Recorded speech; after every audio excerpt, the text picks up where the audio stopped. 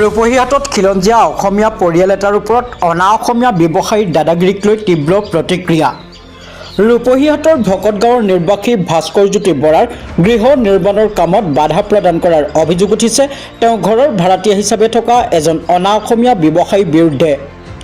নিজৰ ম্যাদী পট্টাৰ মাটিত ভাস্কৰ বৰাই গৃহ নিৰ্মাণৰ কাম অব্যাহত ৰখাৰ সময়তে আজি হঠাৎ অনা অসমীয়া ব্যৱসায়ী এজনৰ পৰিচালনাত নিখিল বৰ্তা আৰু ৰাজেশ নামৰ লোক দুজনে গৃহ নিৰ্মাণৰ কামত নিয়োজিত শ্ৰমিকক কামত বাধা প্ৰদান কৰাক কেন্দ্ৰ কৰি সৃষ্টি হৈছে প্ৰতিক্ৰিয়াৰ।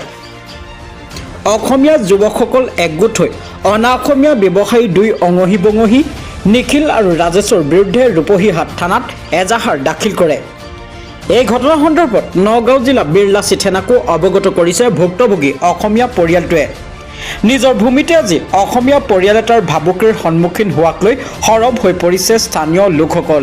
Bureau report, Indian fast news.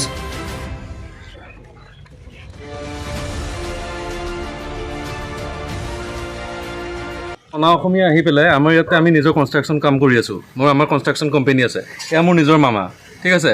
এই তেওঁলোক অনা অসমীয়া আহি পেলাই আজি এইটো কিমান বছৰৰ পৰা হৈ আছে আমাৰ থলুৱা মানুহখিনিক আহি পেলাই তেওঁলোকে সদায় অত্যাচাৰ কৰে, ভাবুকি দিয়ে তেওঁলোকে আমাৰ নিজৰ মাটি দখল কৰাৰ ধান্দাত লাগি আছে। আমি এইটো হ'বলৈ দিব নোৱাৰোঁ। আমি বিৰলাচি থানাৰ লগতো আমি যোগাযোগ কৰিছোঁ, তেওঁলোক আহিছে আমাৰ লগত, তেওঁলোক থাকিব আৰু আমি এই ব্যৱস্থাই তেওঁলোকৰ ওপৰত যি ব্যৱস্থা ল'ব লাগে আমি সেই ব্যৱস্থা অতি সোনকালে ল'ম। আজি আমি আৰক্ষীৰ ওচৰত যাব লগা হৈছে, আমি এজাহাৰ দিছোঁ। আমি কেতিয়াও থানা দেখি নোপোৱা মানুহ, আমি তেওঁলোকৰ কাৰণে থানালৈ যাব লগা হৈছে। আৰু আমি যিহেতু প্ৰফেশ্যনেল মানুহ, আমি কাম কৰোঁ আৰু আমি তেওঁলোকৰ কাৰণে তেনেকুৱা যাতে কাম বন্ধ কৰিব লগা নহয়, সেইটোৱে আমাৰ সকলোকে অনুৰোধ। সকলো যাতে আমাৰ লগত আহক, ওলাই আহক, এই অনা অসমীয়াৰ বিৰুদ্ধে আমি সজাগ হওঁ আৰু তেওঁলোকক আমি ইয়াৰ পৰা খেদাৰ ব্যৱস্থা লওঁ। তো কি হৈছে মানে আমিতো ঘৰতে ইয়াতে মিস্ত্ৰীসকল কাম কৰি আছে। মোলৈ ফোন মাৰিলে যে খুৰা আহকচোন, কি হ'ল বোলে আমাক কাম কৰিব নিদিয়ে, ফোন কৰিছে। বোলো কোনে? বোলে এই ভাড়াতীয়াসকলে। বোলো সিহঁতে সেইটো অধিকাৰ ক'ত পালে? মাটি মোৰ মাটিত মই কাম কৰাইছোঁ, মই ঘৰ বনাইছোঁ, মোৰ তেওঁলোকে অধিকাৰ ক'ত পালে তোমালোকক বন্ধ কৰিবলৈ? সেই আহিছোঁ, আহি মই তেওঁলোকক নাপালোঁৱেই। পিছত মিস্ত্ৰী মুখৰ পৰা গোটেইখিনি কথা মই গম পাইছোঁ।